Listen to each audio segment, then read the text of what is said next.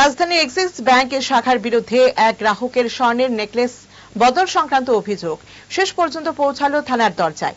বৃহস্পতিবার পশ্চিম থানার police axis ব্যাংকে পৌঁছে ঘটনার তদন্ত শুরু করে। এই ব্যাপারে অভিযোগকারী গ্রাহক পরে লেন্সের সামনে জানায়, ব্যাংকের স্থানীয় শাখার প্রধান কর্মকর্তা জানিয়েছেন ব্যাংক টাকা দিতে রাজি আছে, কিন্তু ওই নেকলেস তারা দিতে পারছে না। এই ঘটনায় আশ্চর্য প্রকাশ করেন তিনি। এক মাস ধরে লাস্ট এক বছর ধরে আমি গোল্ড দিয়ে দিচ্ছিলাম, তো মিউচুয়াল ডেট গেছে কত মাসে আমার বাবা মারা গেছে। তো তারপরে যে আমি রেডি করলাম যে পেমেন্ট করুন, তো তার মানে পেমেন্টও নিতে রাজি না, গোল্ড দিতে রাজি না, তারা দেখাই তো রাজি না। তারা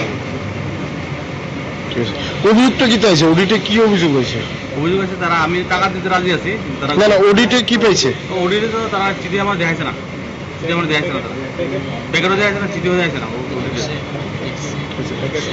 ম্যানেজার কি কইছে? ম্যানেজার কইছে যে তারা একটা অডিট হচ্ছে, তো অডিটের পরে কইছে গোল্ডে পাইছে, ফল পাইছে। তো যখন আমি গোল্ড নিয়েছিলাম তখন তো তারা ভ্যালু করেছিল, তখন তো পিওরিটি আসতো গোল্ডের। ওখানে কইছে তারা পিওরিটি নেই গোল্ডের। এক বছর পরে প্যাকেট ব্রেক করে ওখানে তারা গোল্ডের পিওরিটি নেই। এক বছর প্যাকেট ব্রেক করতে পারে না, তারা অ্যাকচুয়ালি প্যাকেট ব্রেক করতে পারে না। তারা আমার এক্সপেন্সে তারা প্যাকেট ব্রেক করেছে, আমার জানাইছিল না তারা কিছু।